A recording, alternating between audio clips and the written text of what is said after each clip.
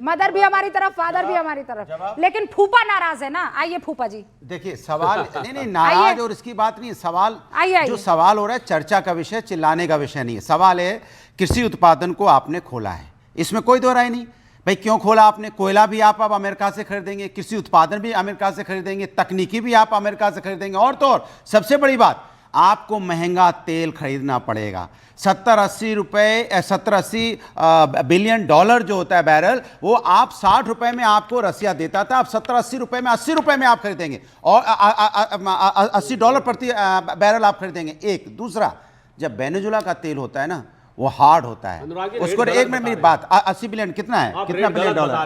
कितना billion dollar? कितना billion dollar? अरे $2 का फर्क है प्रति बैरल। चलिए हम आपसे बात मान ली, अरे आपकी बात मान ली, 102 रुपए ज्यादा है ना, 102 बिलियन। अब मेरी बात कहां ले रहे हैं? एक बात सुनिए ना। दूसरा बात, वो हार्ड ऑयल होता है, उसको रिफाइन करने में आपको बहुत और एक्सपेंसिव पड़ेगा। मेरी बात पूरी हो जाए। पहले 2024 में हम कोई अनुराग जी, एक सेकंड और बोल, एक सवाल, एक सेकंड, आप इतना डिटेल बात कर रहे हैं, मैं आपसे एक सवाल पूछना चाह रही हूं ना, फिर आप पूछ लो। मैंने कहा 2024 में हम जब 100 रुपए का कोई माल वहां भेजते थे तो 102-103 रुपए का पड़ता था। अब अगर हम 100 रुपए का माल भेजेंगे तो 118 रुपए का पड़ेगा। सस्ता कहां हो गया? मैं आपसे पूछना चाहता हूं। अरे इसका जवाब 150 भी तो हो गया था। इसके मतलब आप यही सुनना चाहते हैं ना कि पहले बढ़ाएं? तो उन्होंने बढ़ाया ना, हमने थोड़ी ना बढ़ाया। कह रहा हूं ना, तो इसमें इतनी खुश होने की क्या जरूरत है? पहले तो हम 103 में 102-103 में लाना चाहिए ना, तब तो अच्छा लगता। अभी 118 रुपए की बात बता दूं सर, मैं 60 बिलियन मैं जवाब दे रहा हूं ना, आपने पूछा ना, पूरी बात नहीं हुई। मैंने कहा 102-103 रुपए में हमारा माल पड़ता था, अब 118 रुपए में पड़ेगा। सस्ता कहां है मैं जानना चाहता हूं। अनुराग भदौरिया, आप रुकिए, आप ये जो तेल खरीदते हैं ये आप दूध की तरह खरीदते हैं कि हर रोज खरीदना होता है? कैसे खरीदते हैं तेल? अरे तेल तो आपको खरीदना ही है, हर रोज क्या होता है? कैसे खरीदते हैं? क्यों नहीं खरीदोगे आप? हाँ नहीं, उसका तरीका क्या होता है मुझे बताइए ना। आज तो बड़े आप इकोनॉमिस्ट बन के जो ज्ञान दे रहे हैं, मुझे बताइए तेल कैसे खरीदते हैं? आप जब उनके साथ तेल खरीदेंगे, डील आपने कर लिया तो आपको तेल तो खरीदना ही है। अरे भैया तेल कैसे खरीदते हैं? रोज खरीदते हैं कि महीने में खरीदते हैं कि साल में खरीदते हैं? डील करते हैं आप। तो कैसे खरीदते हैं ये तो बताइए ना। क्या कोई टाइम पीरियड होता है? कैसे होता है? कैसे होता है? हर बार कभी मुझे मैथ्स की क्लास देनी पड़ती है आपको, कभी ज्योग्राफी की क्लास देनी पड़ती है। अब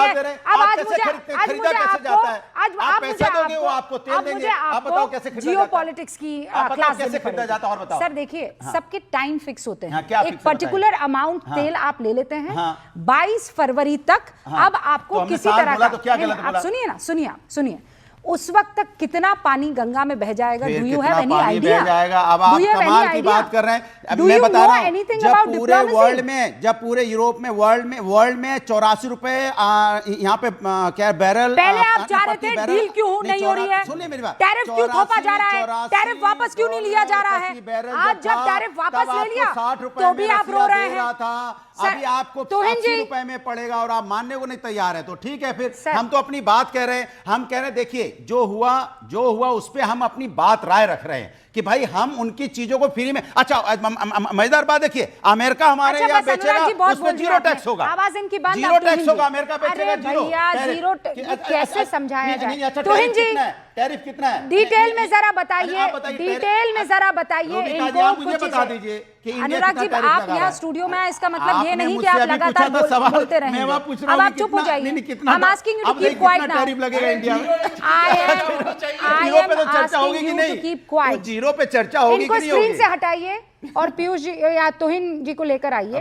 और कुछ ही देर में मैं आपको बता दूं, पीयूष गोयल एक प्रेस कॉन्फ्रेंस करने वाले हैं, एक बड़ी प्रेस कॉन्फ्रेंस करने वाले हैं। कोई और आपको हैंडल करना जाने ना जाने, sir I know how to handle you, ठीक है? तुहिन जी पहले इन सारे सवालों का जवाब दीजिए। आपने कॉम्प्रोमाइज किया है और अगर नहीं किया है तो फिर क्यों छुपा रहे हैं? आइए और बोलिए ना, कम्युनिकेट कीजिए ना। Why are you guys not communicating? Rubika ji देखिए, आज एक बार फिर आपके शो में ऐसा प्रतीत हो रहा है कि जब जब देश को कोई बड़ी सफलता मिलेगी, हमारी विपक्षी पार्टियां जो हैं वो बौखला उठेगी। आज फिर ये प्रकट हो रहा है। देखिए, ये एक ऐतिहासिक ट्रेड डील है। सबसे पहली बात, 180 करोड़ लोग को, जो दोनों देशों को अगर आप मिला दे, दोनों देशों की आबादी को तो कितनी बड़ी मार्केट को, कितनी बड़ी कंज्यूमर बेस को लाभ मिलने वाला है इस ट्रेड डील का। दूसरी बात, हमारे तरफ से कहीं पर भी 0% टैरिफ की बात नहीं हुई है। इनफैक्ट ट्रंप जी के भी ट्वीट में, उनके जो पोस्ट है उसमें कहा है कि India will work towards creating 0% tariff. तो हम तो नेट जीरो मिशन पर भी काम कर रहे हैं, वो 2070 में होगा, कब होगा? अरे दूर के भविष्य का हमें नहीं पता, आज की तारीख में ये एक बेहतरीन डील है जहां लगभग 50% से अब केवल हमारे ऊपर 18% टैरिफ होगा। और जो भी कंपीटिंग इकोनॉमीज है,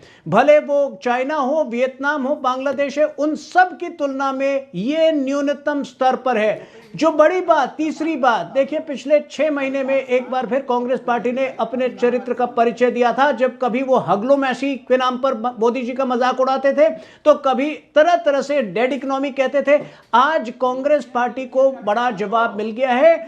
बिना ट्रेड डील के जो हमारा प्रोजेक्टेड ग्रोथ रेट था वो 7.2% था, और जैसा कि आपने स्वयं कहा, कम से कम 0.2 से 0.3% का इमीडिएट इजाफा आने वाला है। तो कितना बड़ा डील है, आप समझ सकती हैं। सवाल ले लीजिए। हाँ। यूरोपियन जो है उस पे कितना टैरिफ लगाया है, जापान पे कितना टैरिफ लगाया है अमेरिका ने, बता दो, ये भी बता दो जनता को। आप पाकिस्तान और श्रीलंका और बांग्लादेश खोज रहे हो, इंडिया को कंपेयर इनसे मत करो पाकिस्तान से।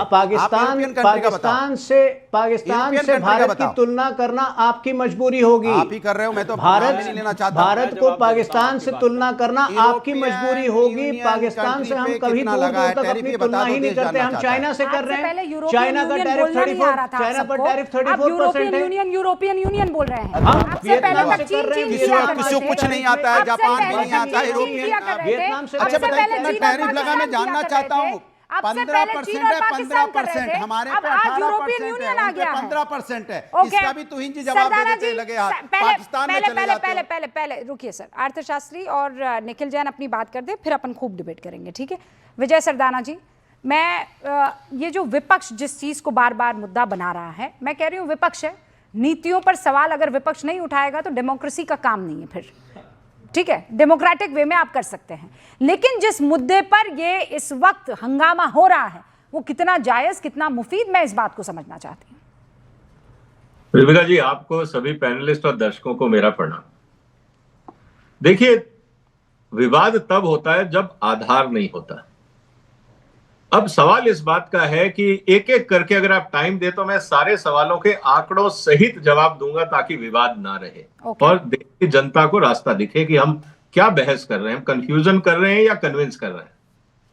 देखिए, सबसे पहला सवाल ये उठाया कि हमने 0% दिया, उन्होंने 18% टैरिफ लगाया, ये मुद्दा है। सवाल इस बात का है कि अमेरिका का जो एवरेज कॉस्ट ऑफ प्रोडक्शन है भारत के मुकाबले 40% ज्यादा है। मैन्युफैक्चरिंग की मैं बात कर रहा हूं।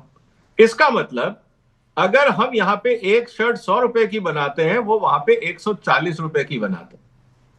अब मैं ये कहता हूं कि भारत में 18% उन्होंने भारत पे टैक्स लगाया, 100 रुपए की शर्ट वहां पहुंची 118 में।